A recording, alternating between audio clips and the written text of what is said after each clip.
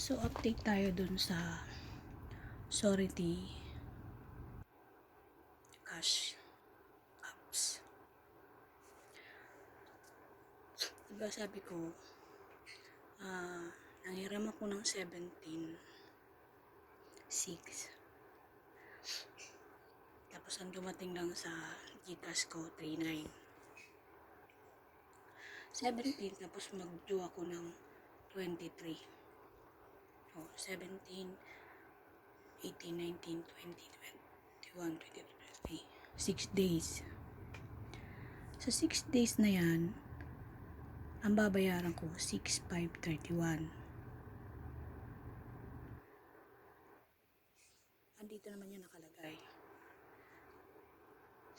Ang tanong ko, sa apps na to, bakit ganun yung payable nyo? 6 days pa lang, magbabayad ako ng 6,531.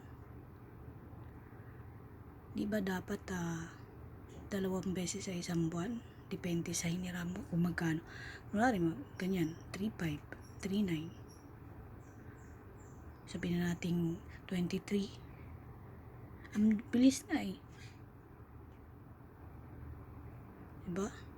Tapos ganun kalaki ang babayad ko. Tapos may second payment pa, nakita ko. Pero nung pinundot ko yung payment, ang nakalagay dun, already paid.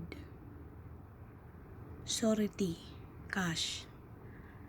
Kasi, hindi ako nagbayad kasi, bakit ako magbabayad ng 6 days pa lang? Tapos ang sinisingil nyo, 6,531. Kung totoong apps kayo na hindi kayo scammer, maraming apps kasi hindi naman ganyan. 2 beses sa isang buwan. Depende, meron 1 beses sa isang buwan. Tapos ngayon, due ako ng 23. Siyempre, hindi ako ba't ako magbabayad? 6 days. Ngayon sa ika-7 days, nakita ko sa apps nyo, 7,4 na, 71. Ganun kayo ka-scam. Tapos, may nagtumatawag na sa akin, may nagchat-chat na sa akin na tinatakot ako. Ito, social account ko, sinearch niya. Magme-message daw siya dun sa mga friends ko. Sorry, Cash. Tanong ko, ganun nananakot na kayo? Baka na imbis ako magbayad, kayo magbayad sa akin. Magbabayad ako, yung 3,900 na yan, saan ko ihulog? Pag pinipindot ko yung payable payment, ang nakalagay already paid. Sige. Pag ako tinakot nyo pa kung number, meron, may kachat nga ako sa pay number. So kinuha niya yung social media ko. Si chat daw yung mga friends ko. So nagpost na ako sa social media ko na ganito. Total, ganyan pala yung apps nyo. Magrereklamo din ako. O baka kayo na-scam nito. Labas na kayo. Ako magrereklamo ako. Nananakot kayo. Kayo nga itong hindi tama ang patakbo sa apps nyo. Gusto nyo, sige. Dito, i-chat nyo ako. Magkikita-kita tayo. Saan tayo magkita? Police station. Magbabayad ako. Pero, gusto kong malaman sa apps nyo kung sino pwedeng makausap.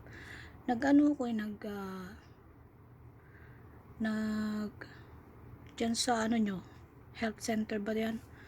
Nag-message ako by email. Wala silang Sabi ko, bakit ganun yung ko? 3 lang umabot sa Gcash ko. Sisingilin nyo ako ng 6,531. Wala pang 15 days, 6 days pa lang.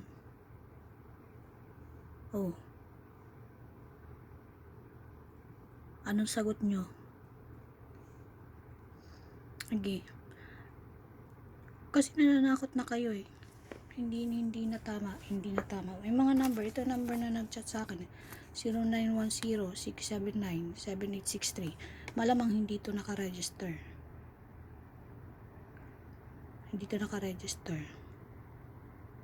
Ang nakakaano sa apps nyo, nagtiwala ako. Binigay ko information ko. Tapos sa ganyang para mananakot kayo na hindi ayos yung patakbo nyo. Sige. Araw-araw mag-upload ako hanggat may makakita ng upload ko. Hihingi ako ng tulong o magko-complain ako. Saan ako pwede mga NBI o sa police. Nananakot na kayo eh. Imbes na kayong bayaran ko, kayong pababayarin ko sa ginagawa nyo. Sinasabi ko sa inyo, ganyan ba yung apps nyo na create nyo? Sige, ang complaint ko nga dyan sa email ko, sabi ko bakit 3 na lang dumating sa Gcash ko. Andito naman ang record. Tapos babayad ako ng 6,531 in 6 days. In 6 days. Tapos pag hindi ko talaga kasi hindi tama eh. Sige, dito tayo mag-usap. Labas kayo. Huwag kayong nananakot na kung ano-ano. Hawak niyo information ko, go. Ipapahamak niyo ako dahil sa ganyan na mali ang mga information niyo. Sige. Sorry Tcash. Yan ang pangalan ng apps na yan. Magrereklamo ako, magko-complain ako. Nandito naman mga text ng number na to. Sa inyo yan, galing sa hindi ako nagano sa apps nyo. Walang ganyan. Walang ganyan. Ayusin nyo. Mga duwag kayo. Harapan tayo. Tangina nyo, pera, mananakot kayo. Hindi naman tama yung patakbo nyo.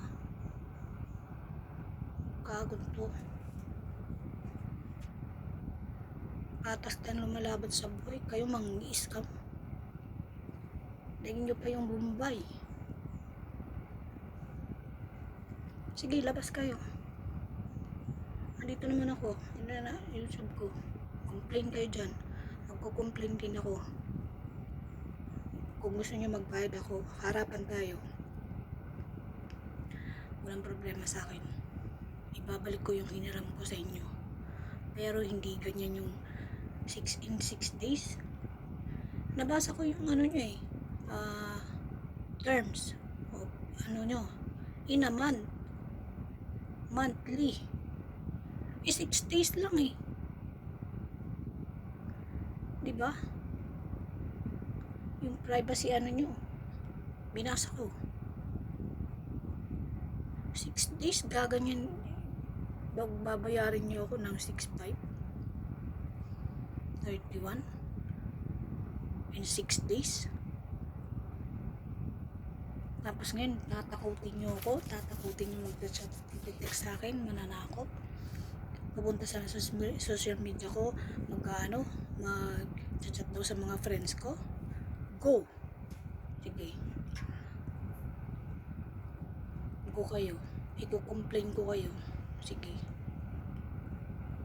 May makakita nitong upload ko, paki-share naman.